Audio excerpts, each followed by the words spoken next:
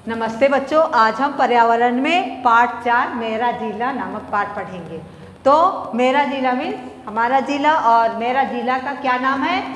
सूरत। तो सूरत में कौन कौन सी ऐतिहासिक स्थान, दर्शनीय स्थल और तीर्थ स्थान देखने लायक है या देखने को मिलता है, इसकी जानकारी हमें इस पाठ से खोजना है।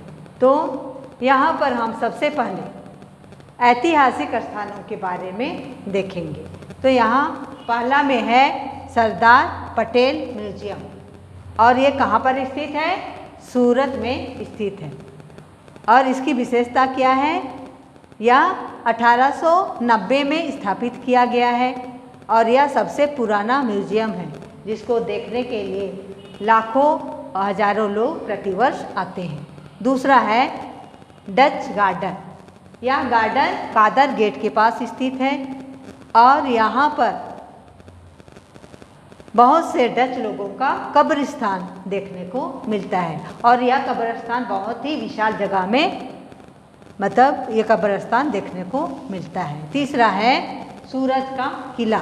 तो यह किला तापी नदी के किनारे स्थित है और इसकी विशेषता है कि यह किला सूरत जिले की सबसे प्राचीन संरचनाओं में देखने को मिलता है। अगला हम देखते हैं प्रसिद्ध तीर्थ स्थान। तो यहाँ पर अम्बा जी का मंदिर है। तो यह अम्बा जी का मंदिर भी कहाँ स्थित है? तापी नदी के किनारे। आप लोग हमेशा जाते होंगे पूजा पाठ करने के लिए, तो आप देखे होंगे। तो इसकी विशेषता है कि यह सन 1969 में बनाया गया और यह सबसे प्राचीन है और बहुत ही प्रचलित मंदिर है। इसे भी दर्शन करने के लिए हजारों लाखों लोग यहाँ पर आते हैं। दूसरा है गलतेश्वर का महादेव मंदिर। तो यह गलतेश्वर के पास स्थित है यह मंदिर, और यह मंदिर की विशेषता है कि यह बहुत ही सुंदर है दिखने में, और यह प्राकृतिक सौंदर्य से परिपूर्ण है। इसलिए इसे भी देखने के लिए लाखों करोड़ों लोग यहाँ पर आते हैं इसका दर्शन करने के लिए। और तीसरा है स्वामी नारायण का मंदिर। इसे भी लोग आते हैं देखने के लिए, और यह भी आसपास में स्थित है और यह सबसे पुराना मंदिर है। अगला हम देखते हैं स्वामी नारायण का मंदिर। यह मंदिर भी अडाजन में स्थित है और यह भी बहुत सुंदर है। इसे देखने के लिए प्रतिवर्ष लाखों और हजारों लोग आते हैं। तो इस प्रकार से यह समाप्त होता है। तो अभी हम स्वाध्याय किताब में जाएंगे।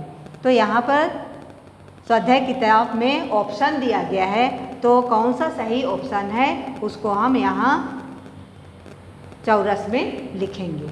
तो यहाँ पर निम्नलिखित में से कौन सा त्यौहार राष्ट्रीय त्यौहार के रूप में मनाया जाता है? तो यहाँ ऑप्शन दिया गया है, उसे भी मैं आप लोग को सुनाती हूँ। पहला है दीपावली, बी नंबर है स्वतंत्र दिवस, सी नंबर है उत्तरायण और डी नंबर है दशहरा। तो यहाँ पर राष्ट्रीय त्यौहार कौन हो सकता है? यहाँ पर बी नंबर हो सकता है, क्योंकि स्वतंत्र दिवस है, यह हमारा राष्ट्रीय त्यौहार है। तो यहाँ पर बी लिखेंगे, है ना, चौरस में। दूसरा है निम्नलिखित में से कौन सा त्यौहार व्यवसाय से जुड़ा हुआ है? तो यहाँ पर ऑप्शन में होली है, गांधी जयंती है, ईद है और रामनवमी है। तो यहाँ पर होली है जो व्यवसाय से संबंधित है, क्योंकि होली में कोई नया दुकान खोलते हैं, तो यह होली से संबंधित त्यौहार है। तो यहाँ हम चौरस में क्या लिखेंगे? ए लिखेंगे। तीसरा है कौन सा त्यौहार समाज के लोग मिलकर मनाते हैं? कौन सा त्यौहार एक साथ समाज में मनाते हैं? तो यहाँ पर भाई दूज है, जन्म दिवस है, बसंत पंचमी है और दीपावली है। तो यहाँ पर कौन सा त्यौहार को हम एक साथ मिलकर मनाते हैं? वह है दीपावली। तो यहाँ पर डी नंबर आएगा। चौथा में निम्नलिखित में से मेले में क्या देखने को नहीं मिलता है? ऑप्शन है हिंडोला, मौत का कुआं, वर यात्रा, जादू का खेल। तो यहाँ पर सी नंबर होगा। सी नंबर में क्या है? वर का खेल। ये मेला में देखने को नहीं मिलता है। पांचवा है, निम्नलिखित में से कौन सा त्यौहार भाई बहन के प्रेम का प्रतीक है? ऑप्शन है उत्तरायण, रक्षाबंधन, धनतेरस और नूतन वर्ष। तो यहाँ पर बी नंबर किसका है? भाई बहन का प्रेम का त्यौहार है, वह त्यौहार है रक्षाबंधन। तो यहाँ पर बी ऑप्शन को यहाँ पर लिखेंगे। अब आगे चलते हैं प्रश्न 2 में। उचित शब्दों से निम्नलिखित कथनों के रिक्त स्थानों की पूर्ति कीजिए।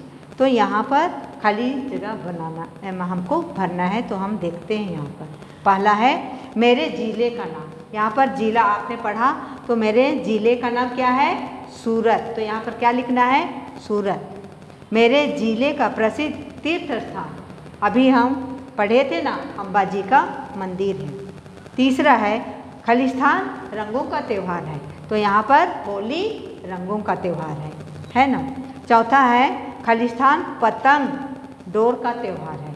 तो आप लोग जानते होंगे कि उत्तरायण पतंग और डोर का त्यौहार है। पांचवा है ठंडी, गर्मी और बरसात से बचने के लिए खलिस्तान बनाते हैं। हम क्या बनाते हैं? मकान बनाते हैं, है ना। तीसरा क्वेश्चन है निम्नलिखित कथनों में से सही कथन के सामने सही तथा गलत कथनों के सामने गलत का चिन्ह लगाएंगे। तो पहला इसमें है कई तहसीलों को मिलाकर जिला बनता है। ये सही है कि गलत है? यहाँ पर ये सही है, क्योंकि कई तहसीलों को मिलाकर जिला बनता है। दशहरा हमारा राष्ट्रीय त्यौहार है।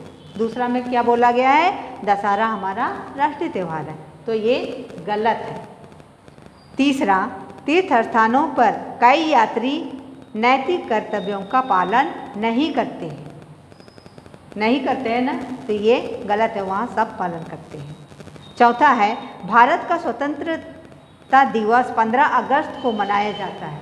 15 अगस्त को मनाया जाता है ना स्वतंत्रता दिवस, तो ये सही ऑप्शन है। पांचवा है भाई दूज का त्यौहार समाज के लोग मिलकर मनाते हैं। भाई दूज का त्यौहार मिलकर कोई नहीं मनाते हैं, तो यह प्रश्न गलत है।